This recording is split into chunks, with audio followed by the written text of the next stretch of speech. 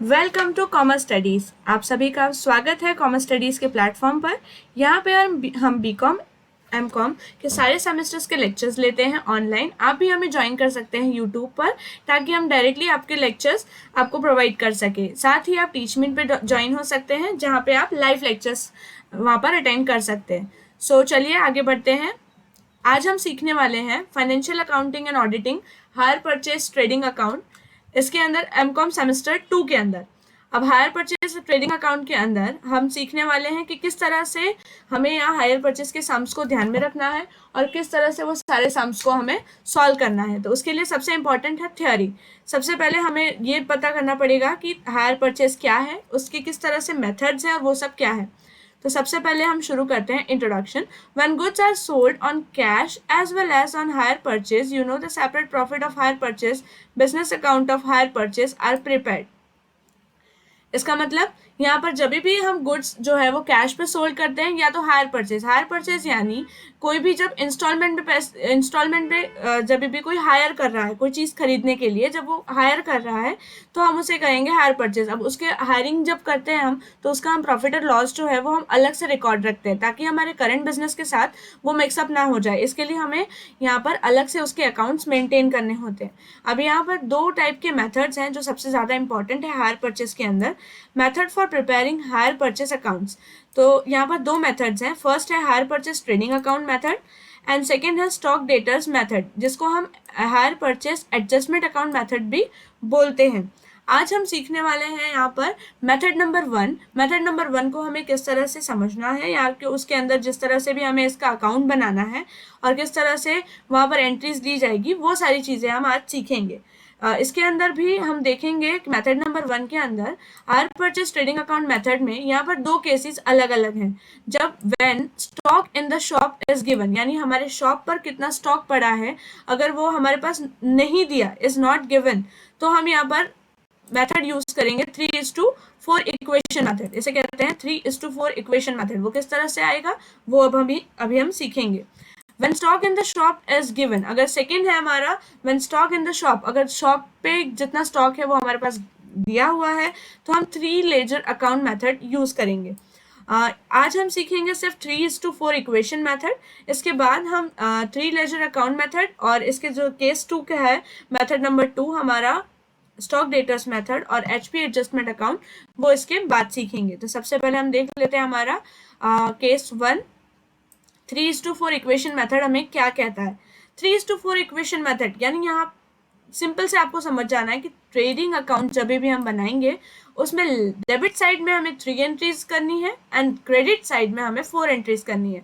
आपको अच्छे से समझ में आए इसलिए मैंने यहाँ पर नंबरिंग भी कर दी है, तो वो भी आप यहाँ पर देख सकते हैं। यहाँ पर मैंने अच्छी तरीके से नंबरिंग की हुई है। जैसे 3 इस साइड आ गया, 1 2 3 4 5 6 एंड 7। ये जो एंट्रीज हैं ये फिक्स हैं। कभी भी आप एचपी ट्रेडिंग अकाउंट बनाएंगे और अगर आपको stock in the shop given नहीं है, यानी नहीं दिया हुआ है, तो और अगर कहा है कि एचपी ट्रेडिंग अकाउंट आपको बनाना है, तो आप ये पूरा फॉर्मेट जो ये मैंने फॉर्मेट लिखा है इसे एज इट इज पूरा लिख दीजिए। सिर्फ यहाँ पर एक्स की अमाउंट चेंज होगी, सिर्फ अमाउंट चेंज होगी, बाकी पूरा कैलकुलेशन सब कुछ बिल्कुल सेम है।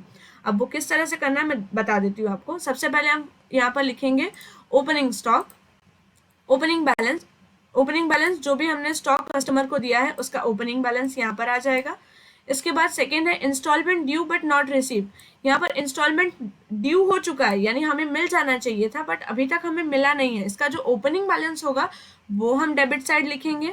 और goods sold on HP account, goods sold on HP account जो भी हर परचेज में हमने गुड्स बेचे हैं उसकी एंट्री भी है, वो यहाँ पर डेबिट साइड आएगी।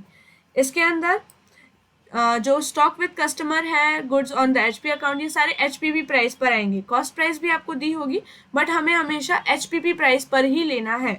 अगर कॉस्ट प्राइस दिया है तो हम उसे पहले हायर परचेज प्राइस पर कन्वर्ट करेंगे। ज़्यादातर केसेस में हायर परचेज प्राइस और कॉस्ट प्राइस सेम दिया होगा, बट कुछ सम्स हैं जिसके अंदर हायर परचेज प्राइस अलग होती है और जो डायरेक्टली कॉस्ट प्राइस होती है वो अलग होती है। इसका सिंपल एग्जांपल मैं आपको देती हूँ। अगर आप कोई भी चीज़ ईएमआई पे खरीदते हैं या तो इंस्टॉलमेंट्स पे खरीदते हैं, तो अगर वो 1000 की चीज़ है तो आपको उसके लिए 1200 पे करने पड़ते हैं। इसका मतलब क्या, तो 200 रुपीज़ जो है वो इंक्रीज हुए हैं, वो आपके हायर परचेज की वजह से इंक्रीज हुए हैं, क्योंकि आपने बोला है कि आप टुकड़े टुकड़े में पैसे जमा करने वाले। तो इसीलिए यहाँ पर जब हायरिंग करके आप परचेस करते हैं तो 1200 आपका HPP प्राइस हो जाएगा और कॉस्ट प्राइस आपका 1000 रहेगा। यहाँ पर हमेशा हमें HPP प्राइस ही ध्यान में रखना है। इसके लिए यहाँ पर मैंने रेड मार्किंग में लिख दिया है कि हमें कौन सी प्राइस ध्यान में रखनी है। इसके बाद हम फोर्थ ले लेंगे कैश अकाउंट। कैश अकाउंट यानी हमें जितना भी कैश अभी तक रिसीव हुआ है वो। फिर गुड्स रीपोजेस्ड यानी जब भी यहाँ पर हम गुड्स किसी को हायर परचेज पे देते हैं एंड वो इंस्टॉलमेंट्स पे करने से रह जाता है या तो वो बैड डेट हो जाता है, तो हम उसके पास जितने भी गुड्स अवेलेबल होते हैं वो हम रीपोजेस्ट कर लेते हैं, यानी उस पर कब्जा कर लेते हैं। अब वो कब्जा किए हुए गुड्स पे उसकी हालत क्या है हमें नहीं पता है, कि अब सामने वाले ने शायद यूज़ भी ना किया हो या तो इतना मतलब पूरी तरह से यूज़ कर लिया हो कि अब यूज़ करने लायक नहीं। तो जो भी उसका एस्टिमेटेड प्राइस होगा वो हम यहाँ पर ले लेंगे। उसका एस्टिमेटेड प्राइस कितना है, हमने कितने में दिया था और उसका एस्टिमेटेड प्राइस कितना है, यहाँ पर हम एस्टिमेटेड प्राइस लेंगे। इसके बाद क्लोजिंग बैलेंस आ जाएगा स्टॉक विद कस्टमर का। स्टॉक विद कस्टमर का यहाँ पर आ जाएगा फिर क्लोजिंग बैलेंस, वो भी आएगा हमारा HPP प्राइस पर। एंड उसके बाद instalment due but not receive का क्लोजिंग बैलेंस जो भी है हमारा। यहाँ पर ओपनिंग एंड क्लोजिंग ये चीज़ें डेबिट क्रेडिट में क्लियर है। अब इसके बाद हमें जो चीज़ सबसे ज़्यादा ध्यान में रखनी है वो ये 3 एंट्रीज हैं। ये 3 एंट्रीज सबसे ज़्यादा इंपॉर्टेंट है। अभी यहाँ पर जैसे मैंने आपको समझाया कि 1000 कॉस्ट प्राइस है एंड 200 जो था वो हमने इसके ऊपर अलग से चार्जेस लगाकर हायर परचेज प्राइस हमने बनाया था हमारा 1200। अब यहाँ पर प्रॉफिट एडजस्टमेंट है, जो हमने प्राइस इंक्रीज की है वो रेट यहाँ पर देखेंगे। जैसे हायर परचेज प्राइस सपोज आपको बोला है कि 20% ऑन कॉस्ट है, 20% ऑन कॉस्ट प्राइस या तो let's take 25% on cost price आपको अगर बोला हुआ है कि 25% आपको कॉस्ट के ऊपर पे करना पड़ेगा। तो 1000 का अगर गुड्स हमारे पास दिया हुआ है, देखिए मैं दिखा देती हूँ आपको, 1000 का अगर है तो इसमें हम 25% प्लस कर देंगे तो हमें मिल जाएगा 1000 प्लस 25%, तो वो गुड्स हो जाएंगे 1250 रुपीज़ के। अब 250 रुपीज़ जो थे वो हमने एक्स्ट्रा ऐड किए, वो हमारा कॉस्ट नहीं था, तो वो प्रॉफिट एडजस्टमेंट हम यहाँ देंगे, बिकॉज हमें हमेशा अकाउंट्स में जो है कॉस्ट प्राइस से ही एंट्री करनी होती है। तो यहाँ पर हमारा आ जाएगा 12,500 यहाँ पर जो भी हमने लिखा होगा, और यहाँ पर हम माइनस कर देंगे 250 रुपीज़ जो हमारा प्रॉफिट एडजस्टमेंट है। तो इनिशियली हमने क्या किया, हमने डेबिट साइड में हमारा कॉस्ट प्राइस लिखा वो था 1000। उसी तरह से हम क्लोजिंग और ओपनिंग में भी इस तरह से ही करेंगे। ओपनिंग स्टॉक जो भी दिया होगा उसे अगर वो ऑन कॉस्ट दिया है तो हम यहाँ पर HPP प्राइस पे लिखते हैं, तो HPP प्राइस पे से हम कॉस्ट पे जाएंगे, फाइंड करेंगे कि हमने कितनी प्राइस इंक्रीज की है, और वो जो प्रॉफिट स्टॉक रिजर्व है वो यहाँ पर आएगा। ओपनिंग का हमेशा स्टॉक रिजर्व यहाँ क्रेडिट साइड आएगा, बिकॉज ये डेबिट साइड है तो यहाँ क्रेडिट साइड आएगा तो बैलेंस होगा। और क्लोजिंग स्टॉक जो है उसका स्टॉक रिजर्व जो है वो डेबिट साइड आएगा, बिकॉज ये इस साइड से बैलेंसिंग होगा। तो यहाँ पर इस तरह से ये सारी एंट्रीज को ध्यान में रखना है। इसके अंदर अब कोई भी चीज़ मिसिंग है, सपोज हमें स्टॉक विद द कस्टमर नहीं दिया या तो हमें क्लोजिंग बैलेंस नहीं दिया, सिर्फ ये 7 एंट्रीज की बात कर रही हूँ मैं 3:4 इक्वेशन मेथड में। ये 3 जो है वो हम जस्ट एडजस्टमेंट कर रहे हैं एक्चुअल कॉस्ट लाने के लिए, क्योंकि यहाँ पर हम HPP प्राइस ले रहे हैं, इसलिए एक्चुअल कॉस्ट लाने के लिए ये तीनों एंट्रीज की गई हैं। ये गुड्स सेंड ऑन HPP का प्रॉफिट एडजस्टमेंट, ये भी प्रॉफिट एडजस्टमेंट और ये भी प्रॉफिट एडजस्टमेंट है। तो इन तीनों एंट्रीज को छोड़कर ये जो 7 एंट्रीज है, अगर इसमें से कोई भी अमाउंट मिसिंग है तो उसके लिए हम क्या करेंगे वो भी मैं आपको बता देती हूँ। अब सबसे ज़्यादा इंपॉर्टेंट पॉइंट यहाँ पर क्या है, to find missing item. Generally, out of 7 items, 3 item on debit side and 4 item on credit side of HP trading account. If any one item is missing, then we can find out it by using 3:4 equation method. अब ये उसका working note है, अगर कोई भी amount missing होता है तो ये उसका वर्किंग नोट है, हम किस तरह से इसे फाइंड कर सकते हैं। तो सबसे पहले यहाँ पर जो हमने लिखा था opening balance, instalment due but not receive और गुड्स सोल्ड, वो तीनों की तीनों एंट्री यहाँ पर आ जाएगी। गुड्स ओपनिंग स्टॉक कितना है प्लस इंस्टॉलमेंट ड्यू कितना हुआ है एंड गुड्स सोल्ड कितना हुआ है। इसके बाद क्रेडिट साइड में आ जाएगा हमारा जो कैश रिसीव्ड है, फिर गुड रीपोजेस्ड। अब यहाँ पर हमने एस्टिमेटेड वैल्यू ली थी, एस्टिमेटेड यानी हमें जितना रिसीव हुआ है उसकी हमने एक्चुअल अभी अभी के हिसाब से हमने प्राइस निकाली कि अभी इसकी प्राइस क्या हो सकती है, वो हमने यहाँ पे एस्टिमेटेड प्राइस ली थी। बट यहाँ पर हमने जो अनपेड इंस्टॉलमेंट यानी उसने जितना पे नहीं किया है, हम यहाँ पर वो वैल्यू लेंगे। सपोज अगर 10,000 के गुड्स उसने लिए थे, हमने जब रीपोजेस्ट किया तब उस गुड्स की वैल्यू सिर्फ 2,000 ही रह गई थी। बट टोटल 10,000 में से उसने 5,000 के इंस्टॉलमेंट पे कर दिए हैं, 5,000 उसका पे करना बाकी है, और जो गुड्स रीपोजेस्ड हुए हैं तो उसके 2,000 रुपीज एस्टिमेटेड प्राइस आ रही है। तो यहाँ पर हम 2,000 लेंगे, बट जैसे 5,000 उन्होंने पे कर दिया है, 5,000 पे करना ही बाकी है, तो यहाँ पर हम 5,000 लेंगे। ये चीज़ आपको बहुत ध्यान रखनी है, एट अनपेड इंस्टॉलमेंट एंड यहाँ पर है एट एस्टिमेटेड प्राइस। ये दोनों चीज़ आपको ध्यान में रखनी है बस, बाकी सारा पूरा यही 7 चीज़ यहाँ पर है, सिर्फ एक में ही ये हल्का सा डिफरेंस है, वो आपको बहुत ज़्यादा ध्यान में रखना है। फिर क्लोजिंग स्टॉक ले लेंगे और इंस्टॉलमेंट ड्यू का क्लोजिंग बैलेंस ले लेंगे। अब इन दोनों का जो हम टोटल लेते हैं, लेफ्ट साइड डेबिट साइड का total and right side credit side का टोटल, ये हमेशा हमें इक्वल मिलेगा।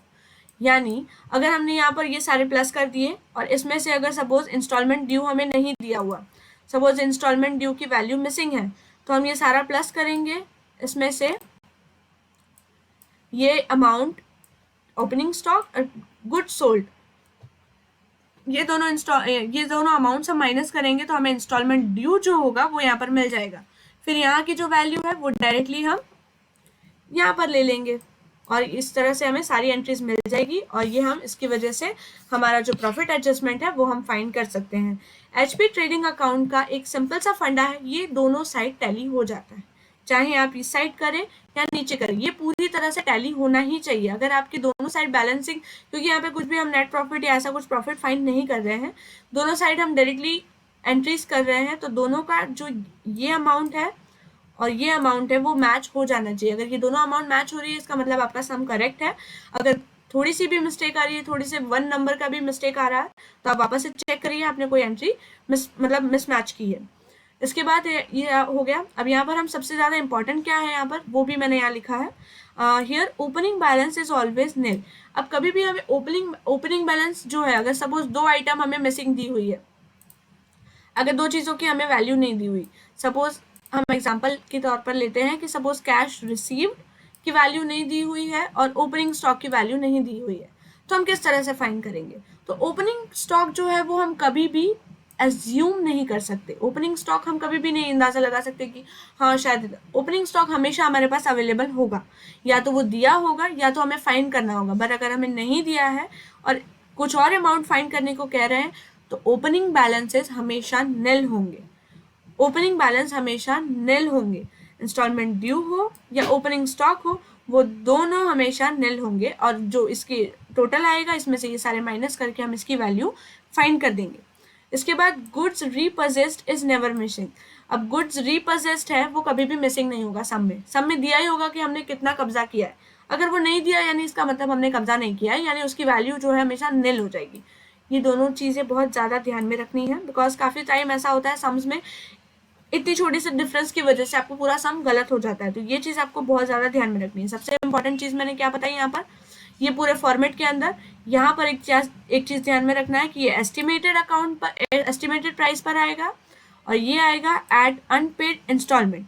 And second thing, opening balances हमेशा निल लेंगे अगर कुछ भी नहीं दिया है तो, और गुड्स रिपोजेस्ड है वो कभी भी मिसिंग नहीं होगा। अगर मिसिंग है इसका मतलब निल है। इसके बाद सेकेंड है goods repossessed credited to HP account is at estimated price. जो मैंने पहले बताया, एस्टिमेटेड प्राइस पे ही उसे लिया जाएगा। Showed at unpaid instalment while finding missing item और वाइल प्रिपेयरिंग लेजर अकाउंट। अगर गुड्स रिपोजेस्ड, अगर मिसिंग आइटम फाइंड कर रहे हैं या लेजर अकाउंट बना रहे हैं, तो वो हमेशा अनपेड इंस्टॉलमेंट हम लेंगे। यानी यहाँ पे दो चीज़ें हैं उसे मैं हाईलाइट कर देती हूँ। फर्स्ट है एस्टिमेटेड प्राइस, और सेकेंड हम जब कुछ और फाइंड कर रहे हैं तब हम लेंगे अनपेड इंस्टॉलमेंट। इसके बाद stock with customer. Stock with customer जो है वो या तो हायर परचेज स्टॉक अकाउंट दिया होगा वो होगा, और या तो इंस्टॉलमेंट नॉट ड्यू। दोनों में से जो भी चीज़ें हमें दिया हुआ है, ये दोनों उसके नाम है स्टॉक विद कस्टमर के, वो दोनों हम ले सकते हैं, उसके बराबर ही होता है। फिर instalment due but not received, वो भी हम फाइंड कर सकते हैं अगर हमें नहीं दिया है, या तो HP डेटर्स अकाउंट हमें डायरेक्टली दिया हुआ है तो वो वैल्यू हम ले सकते हैं, या तो instalment due but not received अगर दिया हुआ है तो हम डायरेक्टली वो वैल्यू ले लेंगे। तो यहाँ पर जो था वो हमारा पूरा जो थ्योरी पार्ट 1 था, मेथड नंबर 1, वो मैंने यहाँ पर पूरा एक्सप्लेन किया है, वो है 3:4 मेथड। आपको अगर इसमें कहीं पे भी डाउट है तो आप मुझे पूछ सकते हैं कि आपको कहाँ पर प्रॉब्लम आ रही है। अगर ये वीडियो आप YouTube पर देख रहे हैं तो आप नीचे हमें कमेंट सेक्शन में कमेंट करके बता सकते हैं कि आपको ये वीडियो कैसी लगी। Thank you so much. अगर आपको ये वीडियो अच्छा लगा है तो प्लीज़ हमें कमेंट सेक्शन में कमेंट करके ज़रूर बताएं, और अगर आप ये वीडियो टीचमेंट पर देख रहे हैं तो टीचमेंट में बाकी सारे बच्चों को भी अपने साथ जोड़िए, साथ में पढ़ाई करिए और लाइव लेक्चर्स अटेंड करके अपने डाउट्स वहाँ पर इंस्टेंटली पूछिए। So thank you so much guys.